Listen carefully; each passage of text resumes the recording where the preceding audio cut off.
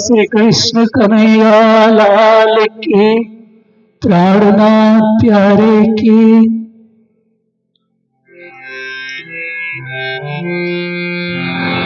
और सुनो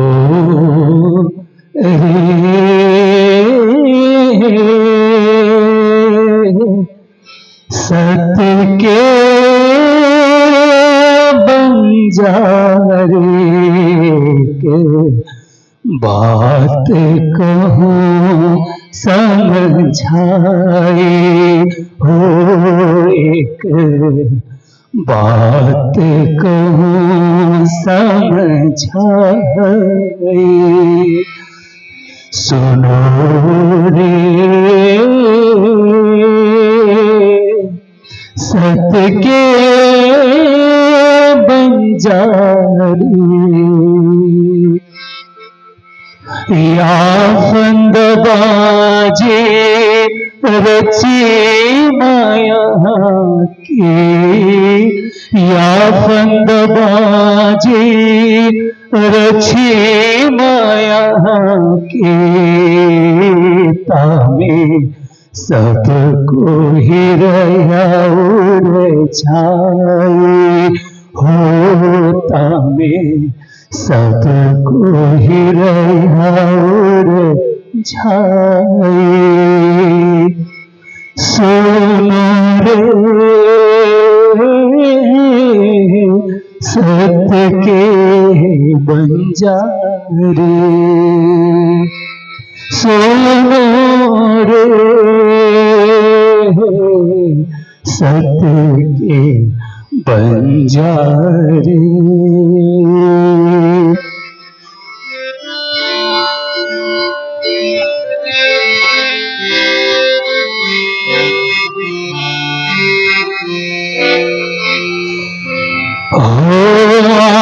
आटियाने के फांसी लगाई,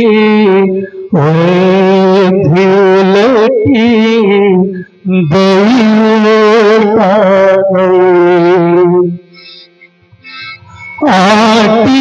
आटियाने के फांसी लगाई, भूलती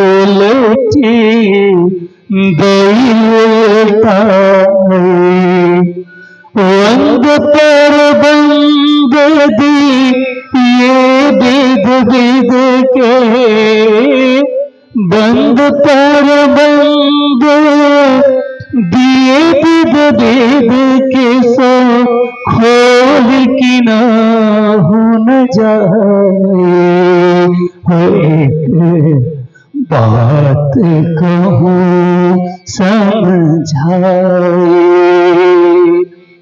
सुनो रे सत्य के बंजारे।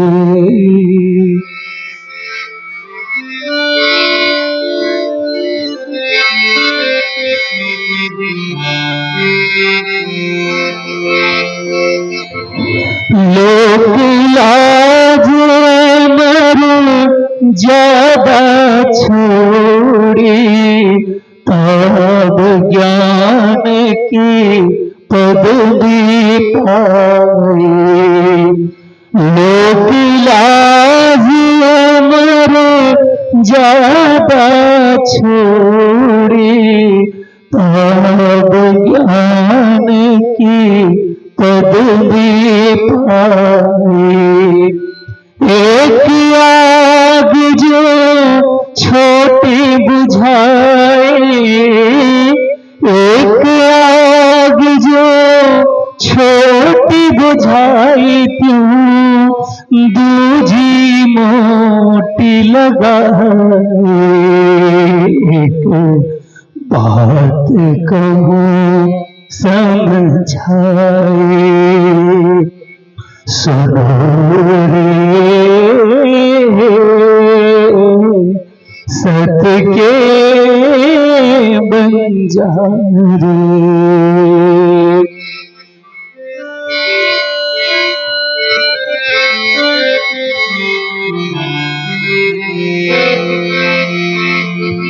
अब छोड़ो रे मान गो मान ज्ञान को, ये खाड़ बड़े भाई।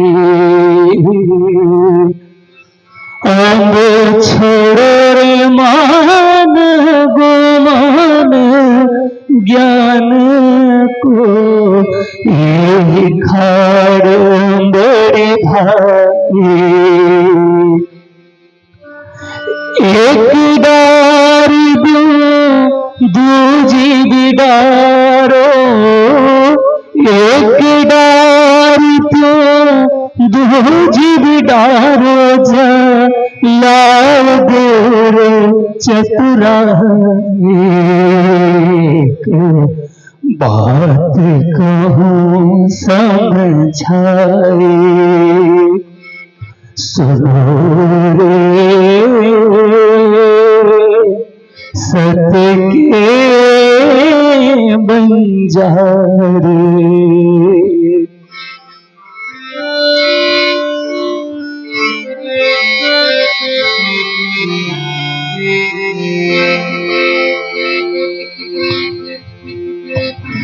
महमत कहे सब चेत होइयो, मिल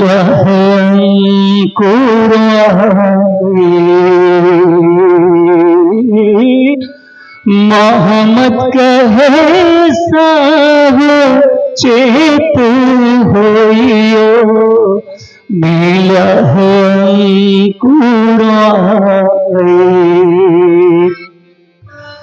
छूटी छूटे साची पाए, झूठी छूटे साची पाए, सत्य गुरु लीजे रिझाए। बात कहूँ समझाए हो, एक बात कहूँ समझाए, सुनो रे सत्य के बंजारे। बात कहूँ समझाए हो, एक बात कहूँ समझाए। बोलो श्री कृष्ण कन्हैया लाल की।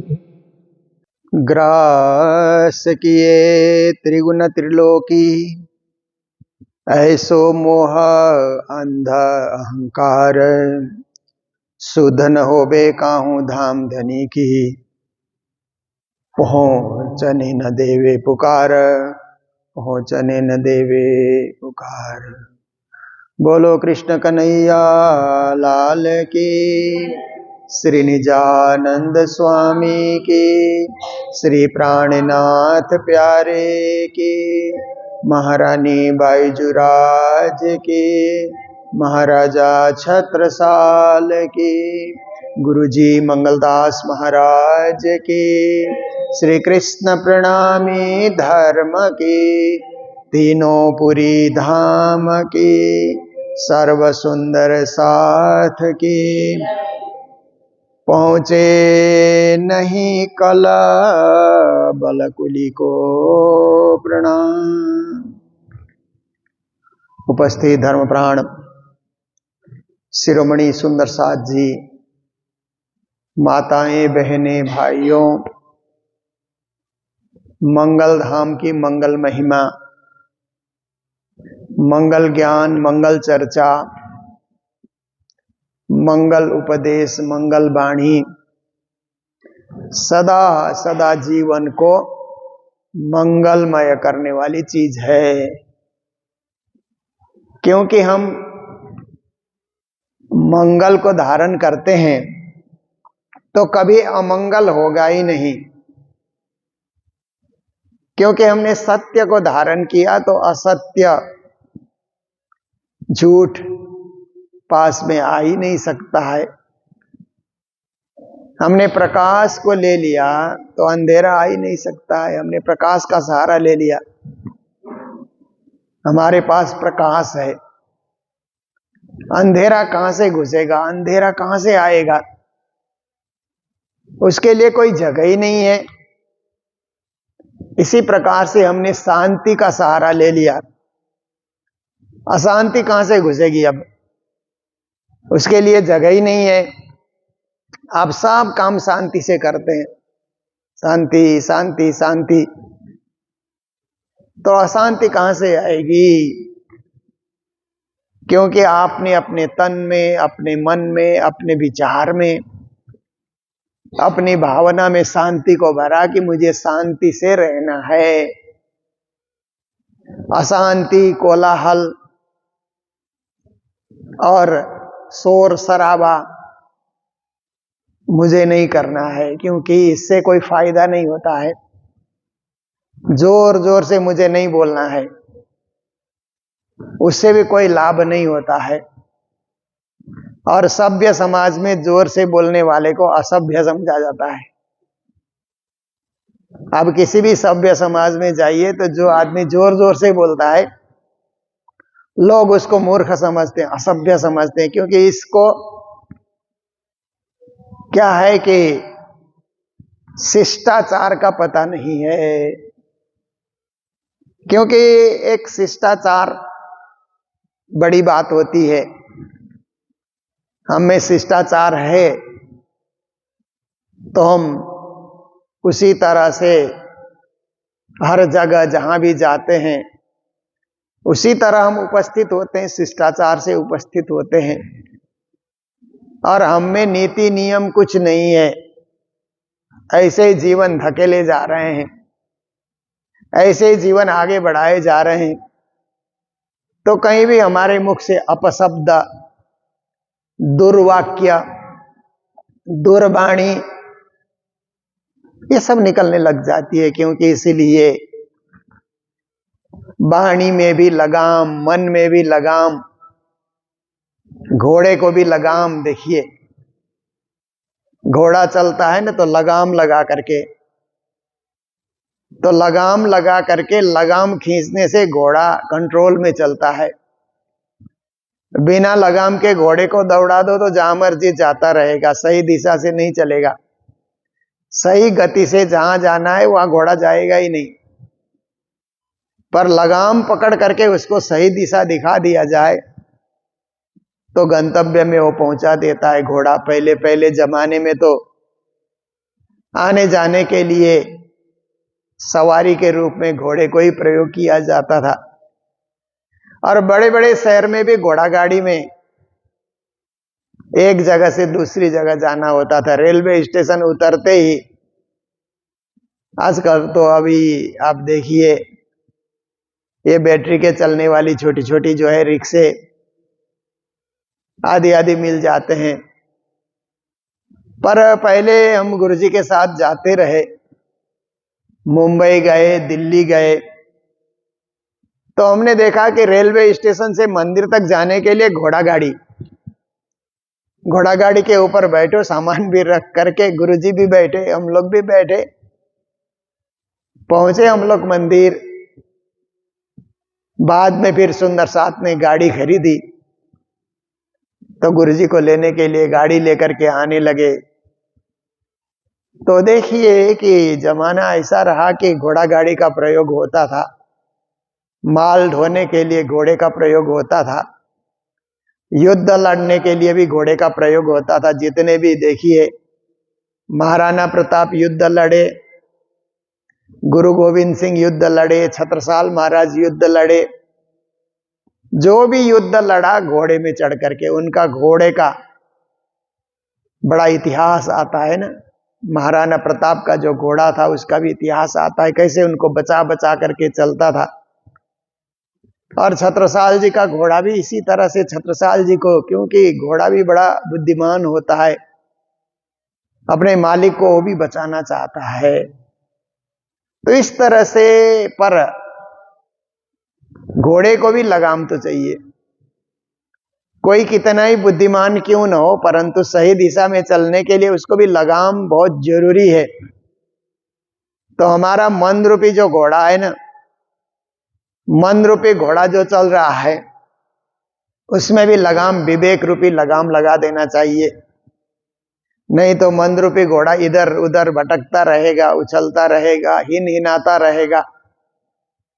घोड़ा हिनहिनाता है ना जोर जोर से, ऐसे ही मन भी कुछ ना कुछ हंसी मजाक में, अनावश्यक फिजूल की बातें आदि आदि में मन पड़ा रहेगा। उसके लिए उसके ऊपर लगाम लगाना बहुत जरूरी है।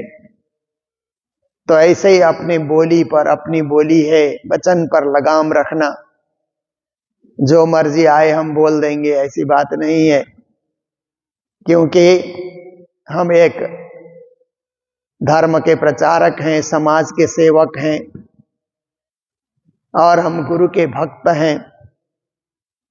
तो हमारी गुरु भक्ति और हमारी साधना में किसी प्रकार लोगों को त्रुटि न दिखे, इसलिए हम संभल करके, होश रखते हुए, विचार करते हुए, चिंतन करते हुए किसी से भी पेश आए, किसी से भी बर्ताव करें, ये बहुत जरूरी है। तो देखिए, हर जगह नियंत्रण नियंत्रण, अनियंत्रित होने के बाद कुछ न कुछ वहां पर झंझट हो ही जाता है। जैसे भीड़ को नियंत्रित जब तक आप कर सकते हैं, बड़ी भीड़ भी आपके साथ चल सकती है। जुलूस में कितने लोग आते हैं, नियंत्रित रूप से नियम से चलें तो जुलूस की शोभा बढ़ती है। जुलूस में अनियंत्रित लोग आ जाएं तो कुछ ना कुछ गड़बड़ हो सकता है।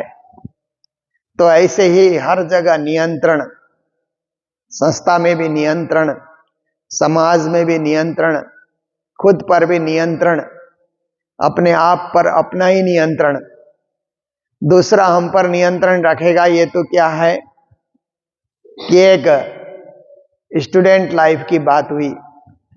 स्टूडेंट जो होते हैं ना, बच्चे जो होते हैं, स्कूली बच्चे, टीचर जब तक नियंत्रण की बात करता है, नियंत्रण में रहते हैं। टीचर इधर उधर हो गया तो फिर बदमाशी करना शुरू करते हैं, क्योंकि उनमें बचपना है, बालकपन है, बुद्धि विकसित नहीं हुई है, विवेक अभी सक्रिय नहीं है। पर बड़े होने के बाद कौन हम पर नियंत्रण करेगा? तो हमारी बुद्धि हम पर नियंत्रण करे और हम सही सही दिशा पे आगे बढ़ें। और हमारे लिए तो बुद्धि के भी महाबुद्धि, महामति, मति के भी बड़े मति, महामति प्राणनाथ जब हमारे साथ हैं तो हमें उनकी मति से, उनके विचारों से, उनकी वाणी के आधार पे, उनकी सोच और उनका उपदेश के आधार पे हमें चलना है। तो श्री प्राणनाथ जी महाराज तो पहुंचे नहीं कल बल कुली को, कहते हैं ये जो कलियुग है, इसकी बुद्धि इतनी तेज है और में इसमें इतना सामर्थ्य है कि और कोई इसका कंपटीशन कर नहीं सकता। कलियुग का कंपटीशन करना किसी के बस की बात नहीं है। कलियुगी बुद्धि के लोग होते हैं ना, उनके साथ कंपटीशन नहीं किया जा सकता, क्योंकि कलियुगी बुद्धि वाले ऐसे छल कर लेते हैं, ऐसे कपट करते हैं, ऐसे आपको भुलावा में, फिरावा में, छलावा में डाल देते हैं कि आप निकल नहीं पाओगे, फंसा देंगे, आपको भवसागर में गिरा देंगे, कहीं न कहीं खड्डे में डाल देंगे। कलियुगी बुद्धि कभी भी किसी की भलाई के लिए, एहसानमंद होने के लिए कार्य नहीं करती है। कलियुगी बुद्धि तो किसको गिराएं, किसको फंसाएं, किसको कुएं में डाल दें, है ना, ऐसे ऐसे कार्यों के लिए कलियुगी बुद्धि सक्रिय होती है। तो श्री जी महाराज कहते हैं कि इसका प्रभाव बहुत ज्यादा है, कलियुग का प्रभाव, और इसकी शक्ति भी 14 लोक तक फैली हुई है। ऐसा लगता है कि 14 लोक के देवी देवता भी कलियुग में, आप देखो कलियुग में देवी देवता भी अवतार धारण करते हैं, परंतु देवताओं की लीला भी आप पढ़ते हैं पुराणों के अंतर्गत, तो कहीं न कहीं छल बल की लीला वहां पर भी हो रही है, उन पर भी कलयुग का प्रभाव है। मानव पर कलयुग का पूरा पूरा प्रभाव है। तो इससे लड़ेगा कौन? इसका सामना कौन करेगा? इससे युद्ध कौन करेगा? कोई मिने 14 भुवन न, श्री जी कहते हैं हम 14 लोक में दृष्टि डाल करके देख रहे हैं, कोई दिखलाई नहीं देता कि इससे सामना करे, इसके साथ युद्ध करे। ऐसे युद्ध करने के लिए तो वो उसके समान ही शक्तिशाली होना होगा ना। जैसे आप देखिए ना, ये कुश्ती लड़ाते हैं ना, तो वजन से कुश्ती लड़ाते हैं ना। 50 केजी का सामने वाला है तो इधर वाला लड़ने वाला भी 50 केजी का ही वजन का होना चाहिए। 60 केजी वाले की अलग कुश्ती होती है, 70 केजी वाले की वजन करके। कोई 60 केजी वाले के साथ 50 केजी वाले को भिड़ाते नहीं है, क्योंकि इस समान शक्ति होनी चाहिए ना लड़ने के लिए। कमजोर के साथ मजबूत लड़ा तो क्या लड़ा वो तो उसको जीतना ही जीतना है। वो कोई लड़ाई नहीं हुई, वो कोई कंपटीशन नहीं हुआ, वो तो स्वतः सिद्ध मजबूत जीतेगा, कमजोर हार जाएगा। पर समान बल वाले के साथ लड़ करके जीतना वो बड़ी बात होती है। तो कलयुग के समान बलशाली बन करके कौन लड़ेगा? श्री प्राणनाथ जी महाराज कहते हैं 14 लोक में कोई नजर नहीं आता। ऐसो महाबली ताए उड़ावे, क्योंकि एक शक्तिशाली है तो दूसरा भी महाशक्तिशाली, एक बलशाली है तो दूसरा महाबली चाहिए ना, उससे भी बलशाली, उससे भी शक्तिशाली, उससे भी पावरफुल, तभी तो पहले वाले को जीता जाता है। कलियुग को जीतने के लिए पावरफुल शक्ति चाहिए कि कलियुग को परास्त कर दे। जैसे भागवत में तो कई बार आप लोगों ने सुना कि राजा परीक्षित ने कलियुग को मारना चाहा, मेरे समय में तू प्रवेश नहीं कर सकता। तो राजा परीक्षित तो शक्तिशाली थे, तो उसको जब मारना चाहा तो कलियुग ने उस समय यही कहा कि मुझे क्यों मारते हैं, मैं तो एक समय हूं, मुझे जगह दीजिए ना यहां बैठ करके, क्योंकि मैं समय हूं, इसलिए समय तो रहेगा ही रहेगा, समय को मार करके क्या करना, इसलिए जगह दीजिए मुझे बैठने के लिए, जहां आप बोलेंगे वहां हम बैठेंगे और जगह हम जाएंगे ही नहीं। तो जुआ ताश खेलने की जगह, जहां लोग लड़ाई झगड़े करते हैं, दुष्कर्म करते हैं, आदि आदि स्थान दिए गए। पर उसने कहा कि ये सारे स्थान तो निम्न स्थान है, बहुत ही खराब स्थान है, एक तो अच्छा स्थान दीजिए। देखिए कलियुगी बुद्धि ऐसी होती है ना। तो राजा ने भी बहुत दूर तक नहीं सोचा कि एक ही तो अच्छा मांग रहा है, बाकी तो बुरी जो है चीजें या बुरा स्थान इसके लिए पसंद है ही है, एक अच्छा स्थान देना है तो दे दिया जाए। कलियुग ने थोड़ा सा उनके ऊपर भी प्रभाव डाला बुद्धि में।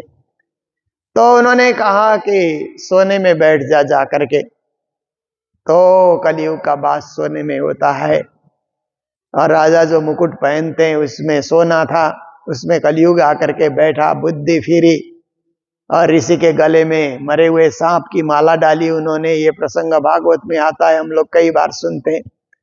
तो राजा परीक्षित जैसे बलशाली राजा को भी कलियुग ने अपने माया जाल में, मोह जाल में फंसा दिया और वो भी श्रापित हो गए। तो ये सब क्या है कि कलियुग को के साथ लड़ने के लिए राजा परीक्षित जैसे ही कोई बलशाली चाहिए, उससे भी ज्यादा महाबली कोई चाहिए। महाबली उसको परास्त कर सकता है, ताए उड़ावे, कलियुग के असर को उड़ा सकता है। बुद्ध जी एक ही खिन्ना, और कहते हैं निष्कलंक बुधावतार या बुधावतार या तारतम के अवतार या साक्षात पूर्ण ब्रह्म परमात्मा श्री राज जी। कुल मिलाकर के राज्य की शक्ति आ जाए तो कलियुग का कोई प्रभाव नहीं चलेगा, कलियुग कुछ नहीं कर सकता है। हम राज्य को याद करके चलें, कोई प्रभाव नहीं होगा कलियुग का। जैसे वो गोविंद भेड़ा की कथा में हम लोग बीतक में सुनते हैं ना, कि जो गुरु के कदमों पे कदम रखता गया वो कहीं नहीं फंसा, बाकी लोग फंसते चले गए, इधर उधर देखने लगे तो वो फंस गए माया जाल में। जो गुरु के कदमों को देख करके इधर उधर भटका नहीं, वे पार हो गए। उनके ऊपर गोविंद बेड़ा का कोई प्रभाव नहीं हुआ। गोविंद बेड़ा भी एक तरह से कलयुग ही है। हम धर्म के मार्ग पे चले तो कलयुग का कोई प्रभाव नहीं होगा। धर्म से जहां इधर उधर हुए, विचलित हुए, विपरीत हुए, विमुख हुए, तो कलयुग का तत्काल प्रभाव हमारे ऊपर हो जाता है। तो ऐसे बुद्ध जी का ज्ञान, तारतम ज्ञान लेकर के, तारतम वाणी लेकर के, तारतम वाणी की शिक्षा को लेकर के, ये नहीं कि तारतम वाणी हम पीठ पे ढोए ढोए चल रहे हैं, ऐसी बात नहीं है। तारतम वाणी की शिक्षा को दिमाग में भरें और उसका प्रयोग करें कि कहां कहां इसका सदुपयोग करना है और कहां कहां कलयुग से मुझे बचना है। देखिए, कभी कभी पंडित पुरोहित करने वाले, कथा करने वाले होते हैं ना, तो उन पर भी कलयुग का प्रभाव हो जाता है। तो कलयुग का प्रभाव होने के बाद क्या होता है, पूजा पाठ भी करेंगे बढ़िया से, कथा भी करेंगे बढ़िया से, बाद में दक्षिणा मुझे क्या मिला, वो लिफाफा खोल करके देखते हैं ना, तो थोड़ा कम दक्षिणा वहां पर दिखा तो लड़ना शुरू कर देते हैं। कलयुग का प्रभाव शुरू हो जाता है उसी समय। अगर राज्य के भरोसे रहे, देने वाले श्री राज्य है, यहाँ कम दिया तो कहीं ज्यादा देगा, एक कम दिया तो दूसरा ज्यादा दे सकता है।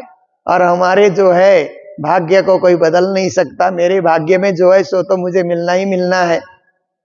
ऐसा विश्वास रख करके चले कि देने वाले तो राज्य हैं, श्री राज्य देने वाले हैं और कोई नहीं। राज्य किसी को प्रेरित करते हैं, वो दे देता है। ऐसा सोच करके ज्ञानी व्यक्ति तो अपने आप को प्राणनाथ जी की बुद्धि के साथ एकाकार करके शांत हो जाता है। अज्ञानी व्यक्ति है तो लड़ेगा और लड़ करके इतना पैसा बढ़ाना ही होगा, नहीं तो हम नहीं जाएंगे, हड़ताल करेंगे, कुछ भी कह देगा। तो लोग डर के मारे चलो 1000 रुपया और बढ़ाया जाए, 2000, 5000, कितना वो बोल रहा है। गायकों में भी मैंने देखा कई कई जगह अब कथाकार से ज्यादा कीमत गायकों की हो गई। कथाकार तो फिर भी मिल जाते हैं, गायक नहीं मिलते हैं, क्योंकि गायक लोग थोड़े सीमित होते हैं। तो जहां गायक लोग जाते हैं तो उनको कम मिला, वो लोग भी लड़ पड़ते हैं कि आपने हमको कम दिया। पर इसके लिए पहले से ही बंदोबस्त हो जाए। सबसे अच्छी बात तो क्या है कि पहले ही बंदोबस्त हो जाए कि आप कितना लेंगे, 5000 लेंगे, 10,000 लेंगे, हाँ ठीक है उतना दे दो, तो बात खत्म हो जाती है। पर पहले से बंदोबस्त नहीं किया, जैसे रेलवे प्लेटफार्म में कुल्ली होते हैं ना, उनसे पहले से बंदोबस्त कर लो तो सामान ठिकाने पहुंचा करके उतना पैसा लेकर के चुपचाप निकल जाते हैं। पहले से बातचीत पूरी नहीं की है तो वहां जाने के बाद ज्यादा मांग लेते हैं, फिर उनके साथ झगड़ा करते रहो, लड़ते रहो, ऐसी स्थिति हो जाती है। इसलिए कलियुगी बुद्धि जहां जहां भी काम कर रही है ना, उसके साथ सज्जनों को भी लड़ना पड़ता है, भिड़ना पड़ता है, परेशान होना पड़ता है। कलयुग हर एक को सताते रहता है। पर ऐसा है कि हम संयम से रहें, धैर्य से रहें, और जहां पर समस्या आती है तो उसको सुलझाने के लिए प्रयास करें। समस्या को समस्या के रूप में बनाए न रखें, क्योंकि समस्या को समस्या के रूप में बनाए रखेंगे तो सदा दिन परेशान रहेंगे। समस्या तो आती है, जीवन में कोई भी काम करो समस्याएं आती है, चाहे साधारण व्यक्ति हो, चाहे बड़ा से बड़ा व्यापारी हो, नेता हो, कोई भी व्यक्ति हो, जीवन में समस्याएं आती है। पर उसको कैसे सुलझाना, सरलता से, सहजता से, सुगमता से समस्या को कैसे सुलझाना, उस तरफ जाना चाहिए। अन्यथा कलियुग समस्या करता रहेगा, जहां जहां जाओ वहीं कलियुग समस्या खड़ी कर देता है, और समस्या को सुलझाने की क्षमता आप में नहीं है, महामति की बुद्धि आपके पास नहीं है, तो आप समस्याग्रस्त हो करके मैदान से ही हटना चाहोगे। और किसी मैदान से हटना कोई बुद्धिमानी नहीं है, वो भगोड़ा भगोड़ा कहलाता है ऐसा व्यक्ति। समस्या से भागने वाला भगोड़ा कहलाता है। इसलिए समस्या को समाधान करें, समाधान पक्ष को ढूंढें कि इसका समाधान कहाँ हो सकता है। तो श्री प्राणनाथ जी कहते हैं कलियुगी बुद्धि का दमन करने के लिए भी बुद्ध जी का ज्ञान लेना, प्राणनाथ जी का ज्ञान लेना हमें बहुत जरूरी है। चलता पूर ले दो किनारे, कलियुग जब चलता है ना, तो जैसे नदी बहती है, बरसाती नदी सोचिए, बरसात के दिनों में नदी में पानी भर जाता है ना, तो नदी जब उस समय बहती है, क्या होता है कि दोनों किनारे के दरख्त को भी बहाते हुए, वहां पत्थर है या कुछ भी है, बालू है, कुछ भी है, मिट्टी है, सब दोनों किनारे के उन सब चीज को भी पानी अपने साथ बहाता हुआ आगे बढ़ जाता है। तो चलता पूर लिए दो किनारे, दोनों किनारे ये कलियुग जो है ना, पूर मतलब लहरों को लेकर के, बहाव को लेकर के वो आगे बढ़ रहा है। डर धरता बुद्ध जी का, इसलिए इसका मतलब है कि कलियुग चलता है तो दोनों पक्ष, बायां पक्ष और दायां पक्ष, हर पक्ष से वो आपको सताने के लिए, देखिए जीवन में आप देखिए कि बायां पक्ष क्या है कि हमारे विरोधी लोग हैं। विरोधी को विरोध करके विरोधी बना नहीं पड़ता है, वो जन्म सिद्ध कहीं न कहीं आपका विरोधी हो जाता है ना। जैसे हम लोग कहीं भी कुछ काम करते हैं तो एक विरोधी दल बैठा हुआ होता है ना सोशल मीडिया में, ये जो भी करेंगे विरोध करो, ये जो भी करेंगे विरोध करो। उन लोगों को हमने देखा भी नहीं, कभी बातचीत भी उनसे नहीं हुई, मिलना जुलना भी नहीं हुआ, जानते भी नहीं है, हम ऐसे लोगों को कभी जानते भी नहीं है, पर वो उन्होंने ठान लिया, उनमें कलियुगी बुद्धि बैठ गई। भले ही महामती की वाणी पढ़ते हैं परंतु विरोध करते हैं तो कलियुगी बुद्धि उनमें प्रवेश कर चुकी है, इसलिए करते रहेंगे। उनका काम क्या है, तो एक वर्ग बायां पक्ष, ये सोचिए कि वामपंथी लोग कहिए ना, दक्षिणपंथी और वामपंथी कहा जाता है ना राजनीतिक भाषा में, तो वामपंथी लोग कहीं भी विरोध करते रहेंगे, भले ही वो अपने आप को धर्मानुरागी समझे, परंतु विचार वामपंथी है कि विरोध करना, कुछ भी हो जाए विरोध करना। और एक दक्षिणपंथी लोग हैं, आपसे मेल जोल तो अच्छा रखते हैं, पर मेलजोल रखते हुए भी वक्त आने पे आपको सताएंगे। आपके रिश्तेदार होते हैं ना, रिश्तेदार सगे संबंधी कहा जाता है ना, वो सगे संबंधी को भी रिझा करके रखना बहुत मुश्किल का काम होता है। कहीं ना कहीं एक को रिझाओ, दूसरा बिगड़ जाता है, दूसरा बोलता है उसको क्यों आपने साथ रखा।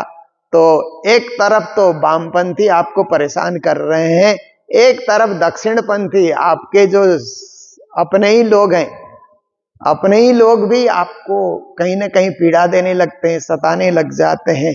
ये कलियुग का प्रभाव है। इसीलिए दोनों किनारे से कलियुग आपको परेशान कर रहा है, समस्याएं आपको प्रदान कर रहा है। ऐसे समय में श्री प्राणनाथ जी का ज्ञान धारण करके, धैर्य होकर, विवेकशील होकर, समझदार होकर, इन सब चीजों को सामना करते हुए, इन सब चीजों को झेलते हुए, फिर मनस्थिति को न बिगाड़ते हुए एकदम हम अपने सम्यक बुद्धि के द्वारा आगे बढ़ते चलें। यही वाणी का विशेष प्रभाव है। डर धरता बुद्ध जी का, ये तारतम वाणी का, ब्रह्म वाणी का डर कलियुग को भी रहता है। इसलिए उसके ऊपर डर हो जाए, वो भी भयभीत होने लगे, ऐसे वाणी का ज्ञान हमारे जीवन में उतर जाना चाहिए। मद चढ़ियो करी एकल छत्री, अन्यथा इस कलियुग का मद दुनिया में चढ़ जाता है। तो एकल छत्री मतलब एक साम्राज्य, कलियुग का ही एकल साम्राज्य चल रहा है, ऐसा लगता है ना, क्योंकि एकल साम्राज्य हमेशा क्या है कि कहीं ना कहीं समस्या पैदा करने वाला साम्राज्य होता है। एकल निर्णय बोलते हैं ना, कलियुग का प्रभाव होता है तो व्यक्ति अकेले निर्णय लेता है। सत्ययुग का प्रभाव है तो 4 जने से पूछ करके निर्णय लेता है। जैसे कोई संस्था में भी आप देखिए, घर में भी पहले घर का ही उदाहरण लिया जाए। घर के बाप में कलियुगी बुद्धि आ गई तो पत्नी को भी नहीं बताएगा, बच्चों को भी नहीं बताएगा, एकल निर्णय कर देता है। बाद में सभी लोग परेशानी में आ जाते हैं। और कलियुगी बुद्धि संस्था के किसी अध्यक्ष में आ जाए, सचिव में आ जाए, अकेले ही कुछ संस्था के नाम से वो कर डालेगा, बाद में पूरे संस्था के मेंबरों के ऊपर उसका असर आ जाता है। एकल निर्णय लेना, एक छत्र साम्राज्य बोलते हैं ना, श्री जी यही कह रहे हैं, एकल छत्री। एक छत्री में एक व्यक्ति बैठ करके काम कर रहा है तो नुकसान वाला काम होता है हमेशा। इसलिए एकल निर्णय, एकल बुद्धि कभी न रखें हम, सलाह करके, एक दूसरे से पूछ करके। जो आप देखिए दुनिया में पहले पहले राजा लोग शासन करते थे तो एकल निर्णय लेते थे। राजा निर्णय लिया सो लिया, ऐसा हो जाता था। तो किसी ने दोष नहीं किया है परंतु लोगों ने बोल दिया ये दोषी है तो राजा फांसी दो इसको, ऐसे ऐसे गलत उस समय प्रभाव भी हो जाते थे। इसलिए धीरे धीरे जनता में चेतना आई तो जनता ने क्या किया कि गणतंत्रात्मक प्रणाली से शासन व्यवस्था चले। एकल निर्णय से, एकल राजा का निर्णय से नहीं चलेगा क्योंकि अन्याय हो जाता है। इसीलिए गणतंत्रात्मक प्रणाली में एक गणतंत्र से लोग चुन करके आते हैं, लोकतंत्र से लोग चुन करके आते हैं। चुन करके आए हुए लोग आपस में विमर्श करें, विचार करें, क्या उचित है क्या अनुचित है, फिर कदम आगे उठाएं तो गलत निर्णय होगा ही नहीं। तो सब जगह डेमोक्रेसी डेमोक्रेसी ये छा गई पूरे विश्व में। कुछ देश आज भी है, मोनार्किज्म है, राजशाही है, परंतु ज्यादातर बड़े बड़े देश डेमोक्रेटिक हो गए क्योंकि राजशाही में नुकसान ही नुकसान होता है, एकल निर्णय होता है। तो श्री जी कहते हैं कलयुग का एकल निर्णय चलता है। ले बैठा सिर टीका, अपने सिर में टीका लगा करके। राजा लोग होते हैं तो राज टीका लगाते हैं ना कि हम राजा हैं, ऐसे करके। ऐसे ही कलियुग भी सिर में टीका लगा करके, वो अज्ञान का टीका लगा करके बैठा हुआ है। इसलिए अज्ञान को ज्ञान से ही मर्दन किया जा सकता है, ज्ञान से ही अज्ञान को हटाया जा सकता है, अविवेक को विवेक से ही दूर किया जा सकता है, अविद्या को विद्या से ही हटाया जा सकता है। इसलिए उस सच्चाई की ओर, उस भलाई की ओर, उस सत्य की ओर हम आगे कदम बढ़ाएं। श्री जी यही शिक्षा दे रहे हैं और प्रत्येक के जीवन में उपयोगी शिक्षा दे रहे हैं जिसे हम धारण करके जीवन को समुन्नत बना सकते हैं और मोक्षान्वेषी या परम धाम मुखी अपने आप को बना सकते हैं। तो इन्हीं शब्दों के साथ आज का भी समय पूरा हो रहा है। हम वो लोग मंगल धाम में बैठ करके मंगल गुरु जी की सेवा में समर्पित हैं। तो आज के दिन जो सेवाएं हमारे पास आई है, मुंबई निवासी श्री कांता जोशी, रामानुज जोशी, अमित, वर्षा, स्वाति, जो मैं अभी मुंबई की यात्रा में था तो उनके घर में गया था तो उन्होंने मंगल धाम के लिए सेवाएं दी है। तो कांता जोशी अत्यंत धर्म प्रेमी और मंगल धाम की सेवा में सदा संलग्न एक सखी हैं। तो उनका कुछ अस्वस्थ समय चल रहा है तो हम लोग मंगल धाम से राज्य से प्रार्थना करते हैं कि राज्य शीघ्र ही उनको स्वास्थ्य लाभ दें ताकि पहले की तरह वो अपने जीवन को स्वस्थ रख करके समाज की सेवा, परिवार की सेवा और धर्म की सेवा में संलग्न रहें। और परिवार के सभी सदस्य भी बड़े प्रेमी हैं तो उन सब के प्रति भी मंगल धाम से मंगल कामना व्यक्त करते हैं और आज के प्रसंग को यहीं विराम दे रहे हैं। बोलो सतगुरु महाराज की, श्री प्राणनाथ प्यारे की, सर्व सुंदर साथ की। चलता पूर लिए दो किनारे,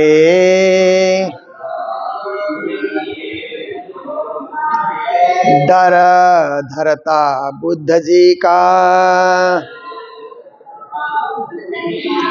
मद चढ़्यो करी एकल छत्री। ले बैठा सिर टीका, ले बैठा सिर टीका। बोलो श्री प्राणनाथ प्यारे की, श्री धाम के धनी की प्रणाम।